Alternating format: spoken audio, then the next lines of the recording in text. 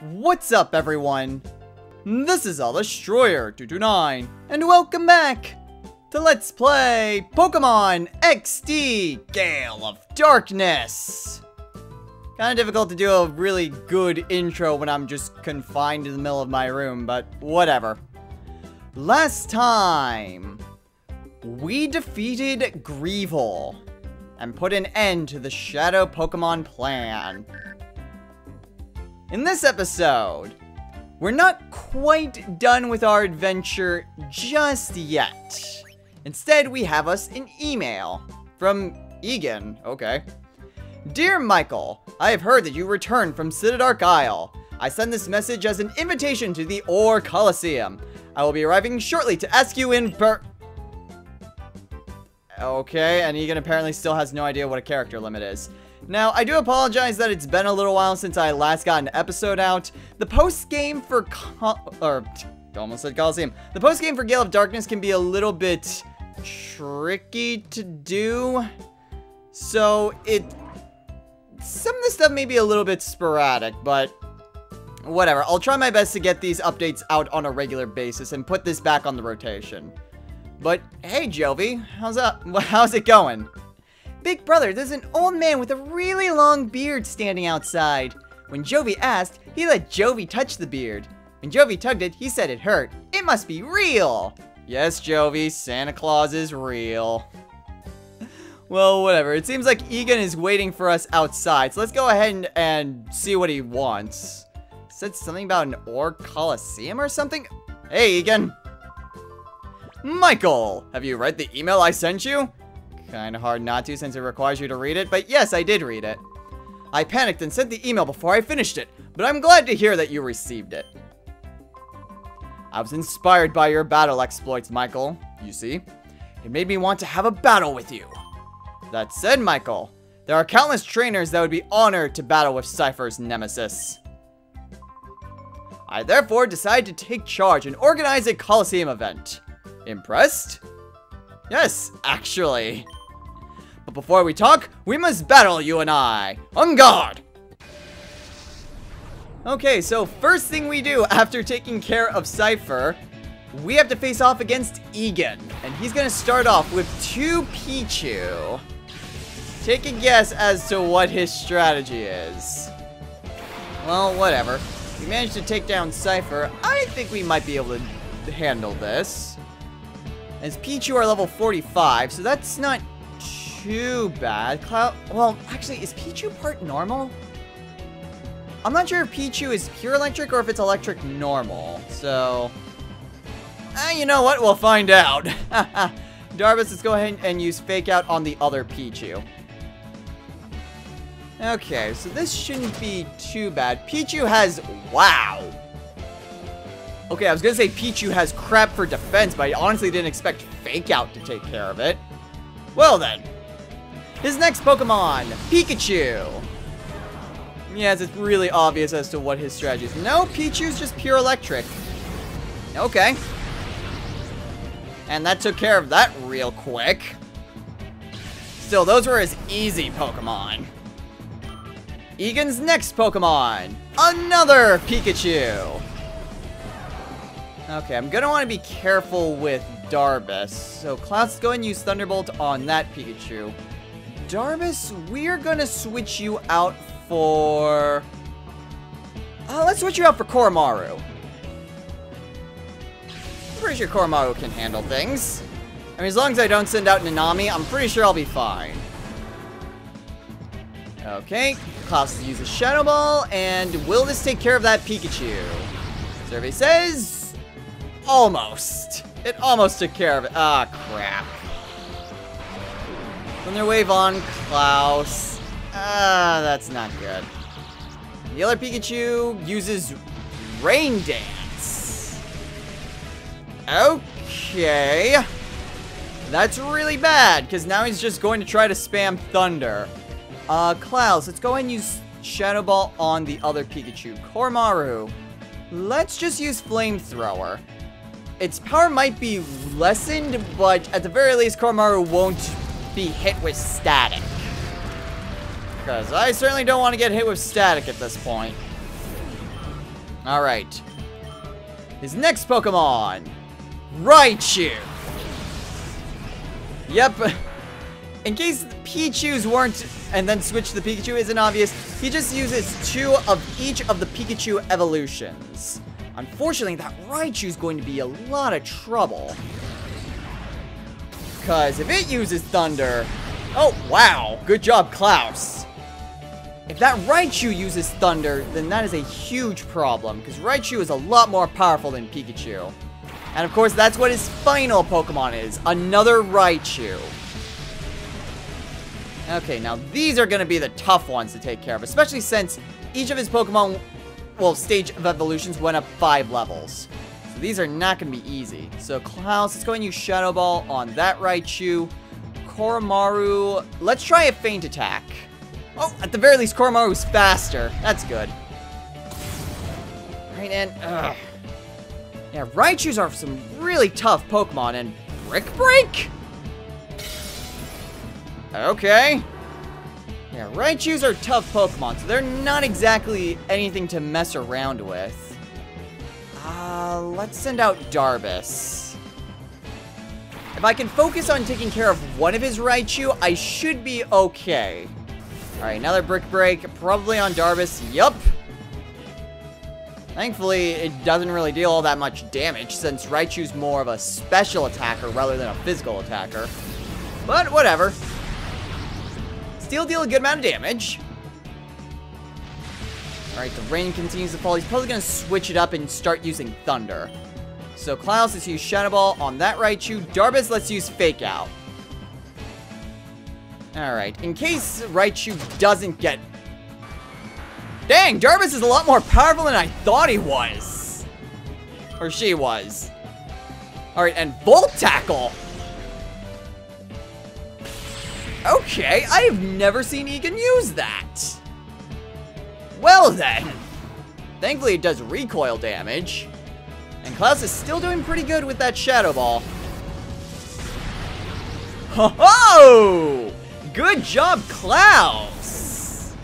Jeez, paralyzed and it didn't even get stuck in paralysis once. Good job, buddy. Oh, I knew it, but bravo! I repeat, bravo! Well, thanks, Egan. It's no wonder that Cipher has their eyes on you. I must say I enjoyed myself tremendously. I'm sure that the trainers who have gathered at the Ore Coliseum will be delighted to face you. Please, we'd very much like you to come.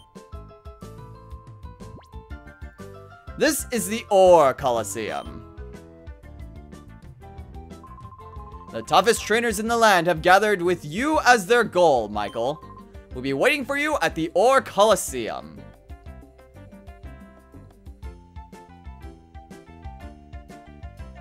Okay, well thanks, Egan. Now, when I mentioned that the post-game in Coliseum gets a little bit tricky, this is precisely what I'm talking about. There are quite a number of things that we can do now, but this in particular is something that is incredibly difficult. You'll see why when we get there, so let's waste no time and just head straight on over to the Ore Coliseum. And Egan's apparently here waiting for us. Hello, Michael. Very good of you to come. If you plan to take on the Ore Coliseum challenge, please go to the reception area there. Now, the Ore Coliseum functions very differently than the other Coliseums we've had up to this point. Basically, the Ore Coliseum... You can think of it more of like the Battle Tower or the Battle Frontier in the various Pokemon games. The default level for this Coliseum is level 60. Not only that, but the Pokemon that you face in this Coliseum are designed for competitive battling. These are some very tough Pokemon. I'm not sure if there's anything going with EVs or IVs or anything like that, but they are definitely designed with like competitive battling in mind. On top of that, you can't just grind your way to just beat them out in pure levels. Whatever the base level of these Pokemon are, it's either level 60 or It's the level of your highest level Pokemon. I'm pretty sure the receptionist will tell us a bit more. Yeah, she tells us use different rules than Pyrite and Realgam. So, I mean, it's always double battles. Also, you are limited to 4 Pokemon. Think of it more like Pokemon Stadium, where you have a list of 6 Pokemon, but you only get to choose 3 Pokemon to take into battles. Or if you're used to, like, the more competitive battles from the more recent games, it's 4 Pokemon with double battles. Also, there are certain items and certain Pokemon that are prohibited. And of course, like a regular Coliseum, you have to defeat 4 trainers in a row. But you don't cycle through different sets of trainers. You have a set of 4 that you have to go through, and then if you beat one, then you move on to the next set.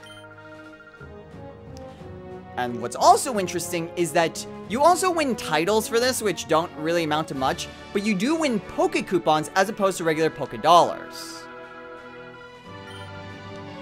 So, essentially, there are some Pokemon that there are various other things that you can't bring into, such as illegible Pokemon, so, for one, you can't use Shadow Pokemon, you can't use 2 of the same type of Pokemon, and also pretty much any legendary. So you can see here, Mewtwo, Mew, Lugia, Ho-Oh, Celebi, Kyogre, Groudon, Rayquaza, Jirachi, and Deoxys. So any of the major legendary Pokemon, you cannot bring into these.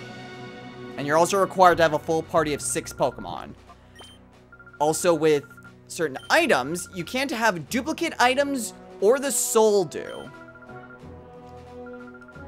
So those are the rules of the Ore Coliseum. What makes this very difficult is that if we want to progress in the post-game story, we have to, at the very least, beat the first round of the Ore Coliseum.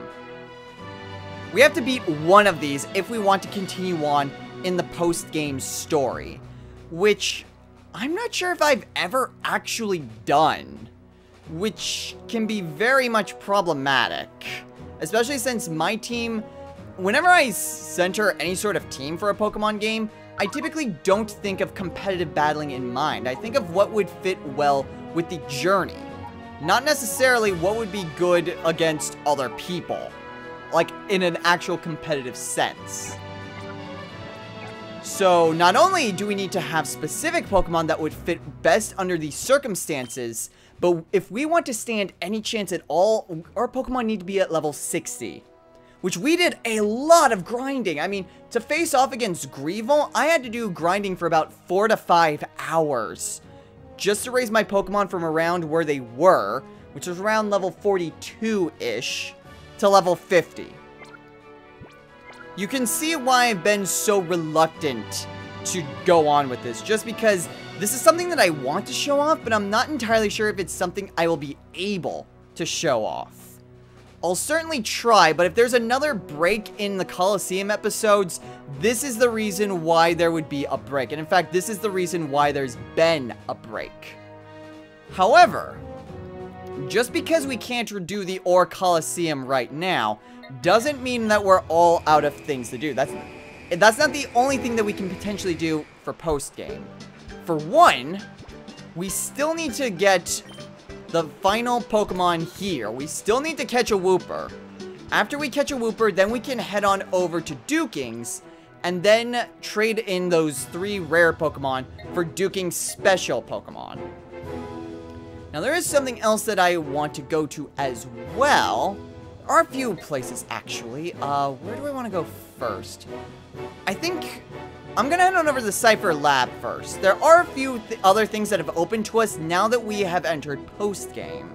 So let's start things off by heading on over to the Cipher lab.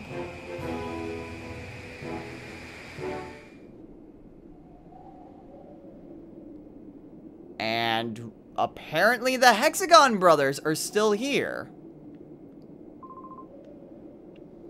Oh, well, I didn't actually want to battle any of them, but hey, at the very least, we get to see a rematch.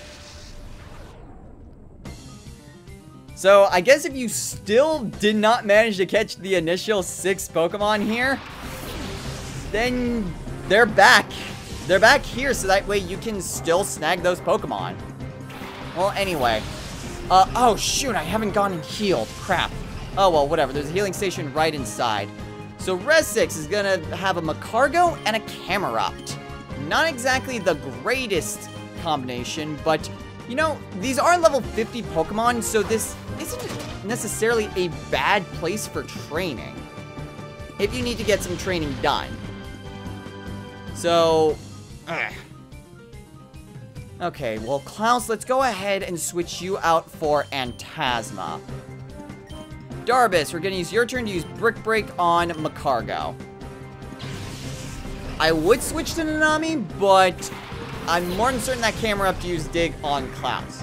I'd be really surprised if he targeted Darb. Well, actually, wouldn't be too surprising if he targeted Darbus, because Darbus is almost down anyway. Well, at the very least, we still get somewhat decent experience for this. And then Camerupt, yeah, that's what I figured. Oh well, whatever. It's not that big of a deal. Okay, so Antasma, let's go ahead and use Ice Beam, and Darbus, Brick Break. Let's see if we can't finish off that Camerupt. Well, not quite. And Eruption, uh-oh. That's not good. Oh. Well. That did not do as much damage as I thought it did. I thought Eruption did a lot more than that. Oh well, whatever. That Camerup's almost down. Okay, so Antasma, let's go and use Shadow Punch. Darbus, Brick Break. Just finish it off. Okay, and we took care of Camerupt. So yeah, if you need to do a little bit of training, the Hexagon Brothers are here, and their levels are... Excuse me. Something caught in my throat. The Hexagon Brothers are here, and their levels are actually adequate enough for you to train off of. Of course, they still give about crap for money. However, they are here for training purposes if you need to do so. However, that's not the reason why we ventured back here. There's something else here that I want to accomplish, but it's gonna be a little bit before we reach where it is that we need to do. And I'm not entirely sure that what it is that we need is here, per se, but I get the feeling that it is. So allow me to go through here, and I'll show you guys when I reach where I need to be. Ah, perfect, it is here. I figured it was. If you come back to the Cipher's lab after you've beaten Greevil, and you go to where they held up Professor Crane, there's a new item here. A Battle CD. Battle CD 42. After you've beaten the game, different Battle CDs will open up all throughout the world, but a particular note is that they're in areas where we fought the previous bosses. So that is, well, that's not where we fought Lavrina, but that was where Lavrina was holding Professor Crane. So we can head back to these different key areas and gather a lot of different battle CDs. So I'm gonna go ahead and head back to these different areas now and pick up these battle CDs. So I'll meet you guys at the next area. And in the area where we fought Snaddle, well, there's a trainer right there. But there's also an item way over here. Battle CD 44.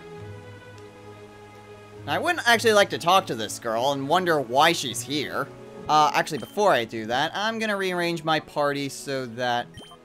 Let's have Koromaru and Nanami. There we go. Oh, you're here to battle? Well, sure, I guess.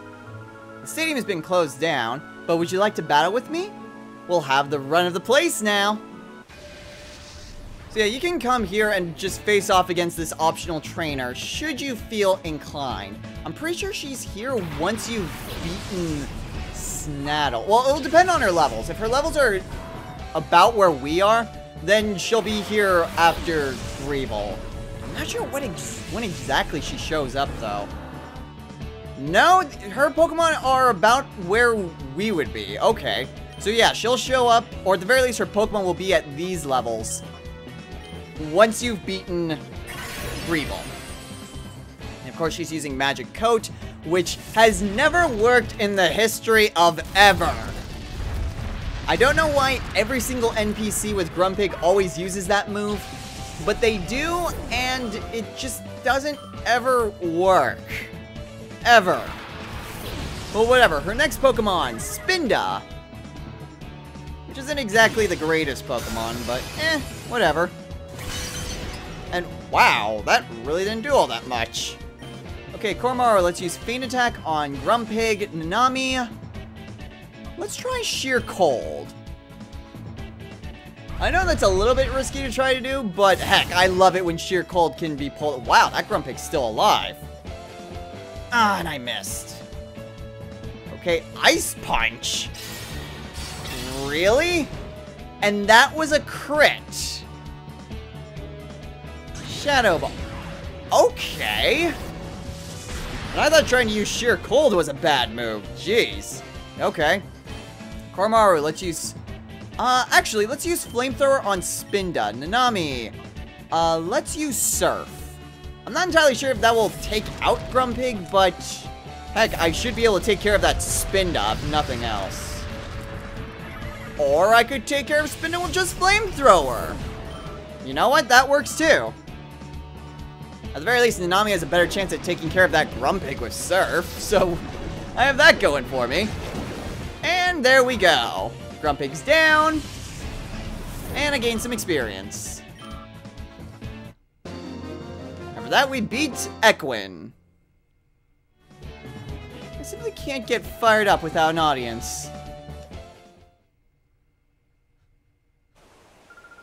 Doesn't it feel great to battle in wide open like this? Well, I suppose. However, really, we were just here for the battle CD. It's just a nice little optional trainer there in case you want to do a little bit more training. However, now that we've gotten that battle CD, we're off to our next destination. Oh, and as we enter the Cipher Key Lair, it appears that we have the Pokespot monitor going off. Damn it, this is exactly why no one ever has this on in a Let's Play of this game. Because crap like that happens. Well, if it's a Wooper, I'll be willing to forgive this. If it's not, then I will freaking just murder its face. No, it's an Aron. God dang it. Wasn't even that great of an Aron. It was level 11, which is the lowest level these Pokemon possibly can be. Well, whatever. We got that taken care of when we did, and now we're back to the Cipher Key Lair, where we'll investigate why the heck Marcia, Cameron, and Police Chief Cheryl's are here. What on earth are you three doing here? Oh, hi, Michael. Imagine meeting up with you here. I'm covering the police authorities in their raid on Cipher's secret factory. Aren't they awful people? How could they try to do such terrible things to Pokemon? Boy, when we're lucky, we get on a roll. I didn't think we'd get to capture scenes of actual arrests. Whoops, I better get my camera set up. And, Chief, are you going to enter in there? Oh, it's you. Apparently, there are still perpetrators here that are involved in the production of Shadow Pokemon. We've arrived with backup units to make mass arrests of those perpetrators. Well, it's a good thing to see that the police are actually doing something and are arresting those responsible for this. But that's not why we're here. For you see, if you travel all the way back to Gorgon's room... it should be here somewhere. I don't see any sparkles. Where are the sparkles? Is it not here? I'm pretty sure there's supposed to be one of these battle CDs in each of these areas. Maybe it's up by the machine at the top. I don't think it is. No, the machine's still broken. This is weird. I'm pretty sure there's supposed to be one at each of the locations where we fought the Cipher admins before. Which would mean that there should be a battle CD in Gorgon's room, but I just flat out don't see anything. Okay. Sure, game. Sure, just be like that. Be an outlier. Fine, I didn't want you anyway, Battle CD. Yeah. And finally, the last of these Battle CDs. This one I knew was here. However, there's a Battle CD right where Gale was. Battle CD 46. And if we head on over here,